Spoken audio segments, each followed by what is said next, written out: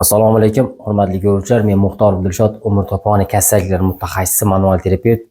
Yana men bugun sizlar bilan navbatdagi videomiz, ya'ni umurtqa pog'ona kasalliklar bo'yicha uy sharoitida yotgan holatda bajaradigan davolovchi mashqlarimizni ko'rsatib beraman. Bu holatda siz biz bilan birga doim bo'lishligi uchun albatta kanalimizda yangilardan bo'lsangiz, like bosib, podpisaniyani bosib qo'yasiz. Sababi keyingi men mashqlarimni, keyingi jonli efirlarimni siz doimiy bizning kanalda kuzatib borishinglar uchun. Xo'p, aslida umurtqa pog'ona kasalliklari haqida hozirgi kunda bizni bezovta qilayotgan, ya'ni ommabop bo'layotgan, ya'ni disk-grija deb hammamiz qulog'imizga yetib kelayotgan narsa, ya'ni umurtqa churrasi, ya'ni bel sohamizda kelib chiqishi, qanday holatda kelib chiqyapti? Og'ir ko'tarishdan, uzoq muddat o'tirishdan va nerv tolalarimiz shamollashi, radikulit kasalligidan kelib chiqayotgan bel og'riqlarimizni uy sharoitida davolovchi mashqlarimizni tushuntirib beraman va ko'rsatib beraman.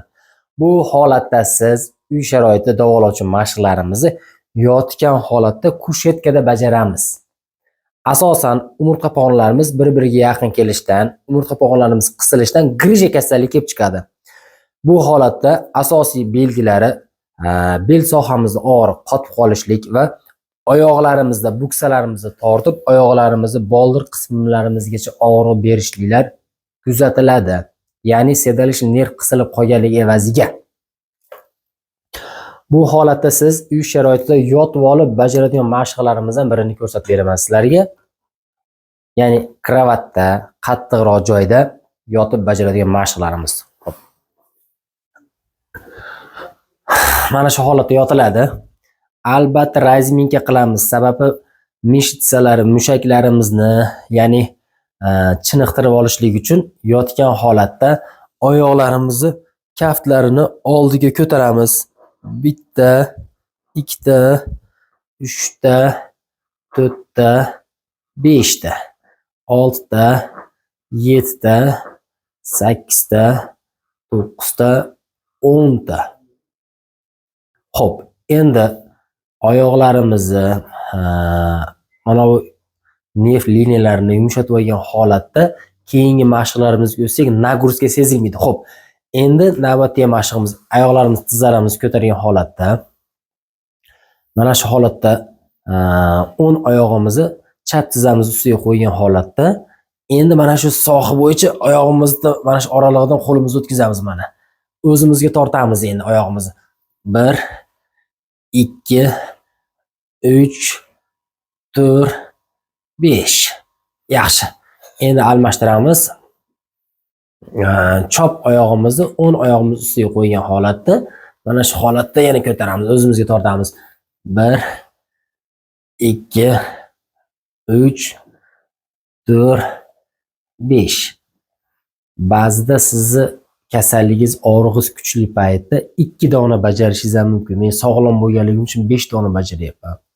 Siz 1 dona bajarishingiz ham mumkin. Sababi sizda og'riq kuchli, ya'ni sedalish nerv tortyapti sizda. Endi mana shu mashqimizni bajargandan keyin ozgina o'zimizga dam olib, ya'ni nagruzkalar bo'lgan, og'riqlari bo'lgan paytda ozgina dam olgan holatda endi tizzalarimizni bukib, ikkala oyog'imizni teng mana shu qo'limiz zamin holatda teng o'zimizga tortamiz. 1 2 3 4 5. Ko'rdingizmi? Mana shu hozirgi yotib olib bajargan mashqimizni balkim siz 2 marta ko'targishingiz mumkin mana shu holatda. 2 marta tortishingiz mumkin o'zingizga. Xo'p. Endi mana shu mashqimizni kun davomida ertalab 5 minut, kechki payt yotishdan oldin 5 minut bajarsak, iloji boricha mashqni bajargandan keyin ahamiyat beramiz. Turish o'rnimizdan turish tartibini ko'rsatib qo'yaman. Mana shunday holatda qayta turmaymiz. Mana shunday holatda mashqni bajarganimizdan keyin bu holatda turganimizda umurtqa pog'onalarimiz ichki tarafi qisiladi. Nagruzka tushadi. Belimiz orqa tarafi ochiladi.